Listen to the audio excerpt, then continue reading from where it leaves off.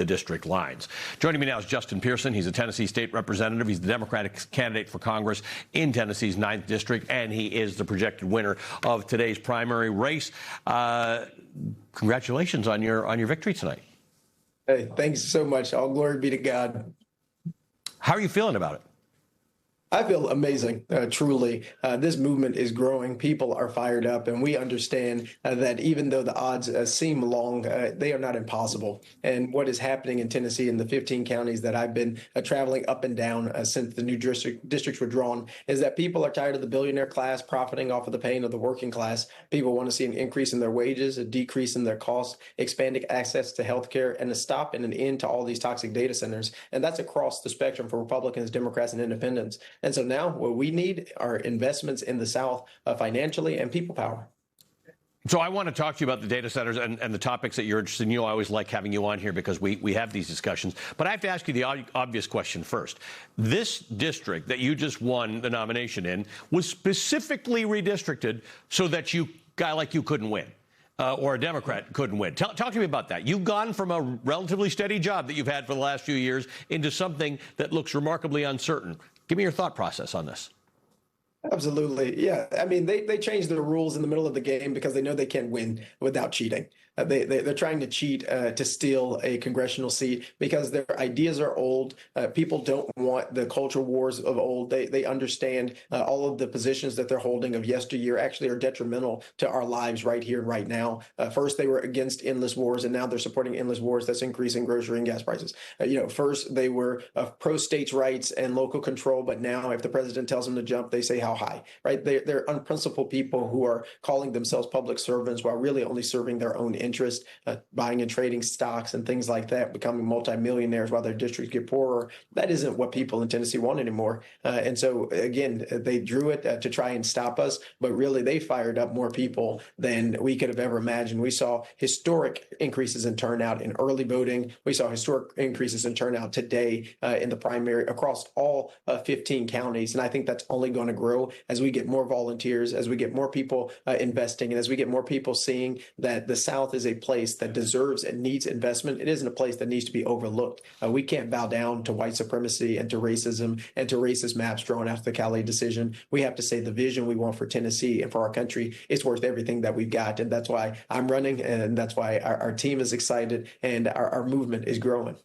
We have seen this in both southern states and heavily Republican states, that enthusiasm as measured by primary turnout amongst Democratic voters is remarkable.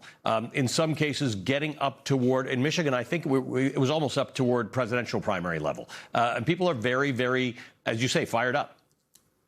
I mean, we literally in Shelby County, let's just say the county where I'm from, we haven't had this significant an increase in turnout since 2010.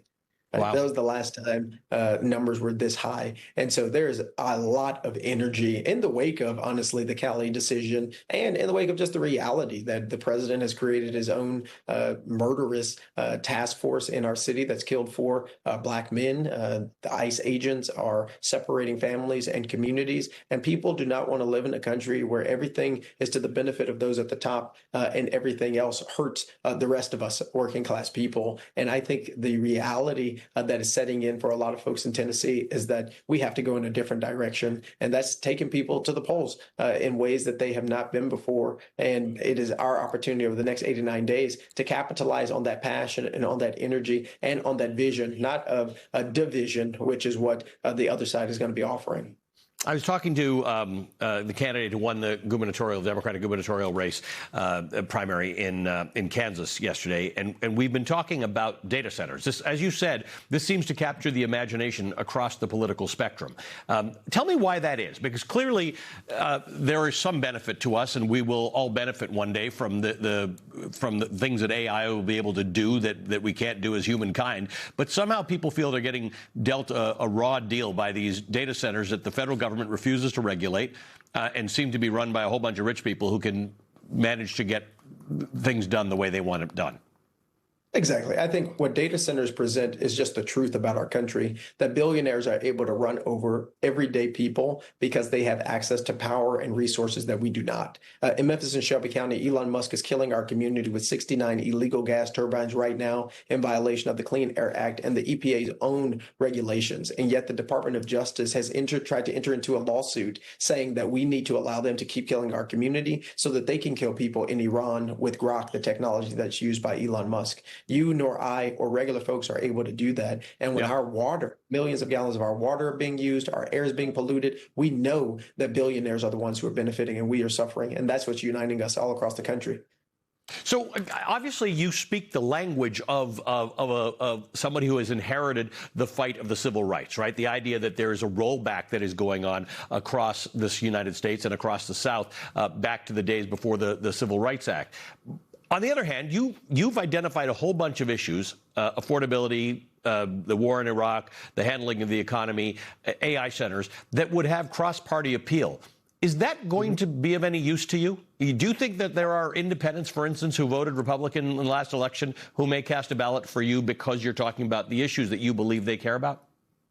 Absolutely. I care about the issues that they care about because I'm one of them. I live 3 miles away from Elon Musk's first data center colossus that used 35 illegal gas turbines polluting the air my wife and I breathe, and my parents in 38109, that my constituents breathe in House District 86 in the Tennessee House of Representatives. I'm able to speak about these things because they're impacting my neighbors, not just my constituents, and they're both. And I think that is going to have an appeal to a lot of independents. And honestly, we've had Republicans at every event that I've had across the 15 counties in Tennessee of this new district, and we've had at least one Republican at each one of those who said they're supporting us and who likely voted for us in this primary, and who'll be doing it in the general. I think we have to keep the issues the issues. People want clean air, clean water, clean soil. They want health care and access to medical care, particularly when 16 rural hospitals have closed in the state of Tennessee. They want better jobs and more opportunities. And it's the responsibility of government to deliver those. But too often, government has been focused on making the people who are in elected office richer, or the corruption of making these corporations and billionaires richer, and not focused on people. And we're going to have a people-centered, people-powered campaign, and that's how we're going to win.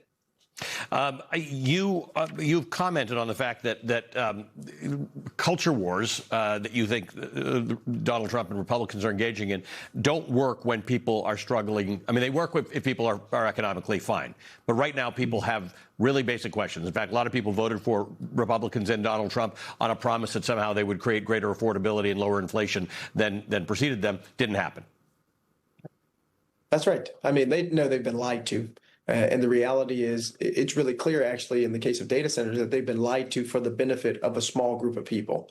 The 18 billionaires who went to China, right, in order to start making more deals and cutting more deals. Like, people are really clear that this war in Iran has nothing to do with the American people or the service members or our country's success or our future. They know that the president of the United States' children are profiting off of drone technology, and that people and warmongers are profiting because they have stocks and investments in that. And so I think the truth is being revealed about how unfair and unjust our economy and our country has become, and unjust our politics have become with the Republican establishment and the Democratic establishment. And it's our job to just tell the truth. And that's what our campaign is focused on. We're going to tell the truth. We're not going to be distracted by all the other things they're going to say. They'll say Marxist and socialist and radical and extremist. And as I will tell folks, I say the only question you have to ask is, are they saying anything out of their mouths that's going to lower your cost, increase your wages, ensure you have access to healthcare, and stop these toxic data centers? If not, they don't deserve your vote. And we need to be disciplined and focused on that message, because that's what the American people, Tennesseans, and folks in District 9 want from us. And that's what I hope to be able to deliver for them when we get to Congress in January. Well, the Tennessee State Representative, and now newly the Democratic candidate for Congress, Justin Pearson. Representative Pearson, thank you for joining us tonight, and congratulations again. Thank you so much. Keep the faith in the fight, my friend. All right, coming up, Donald Trump is already targeting the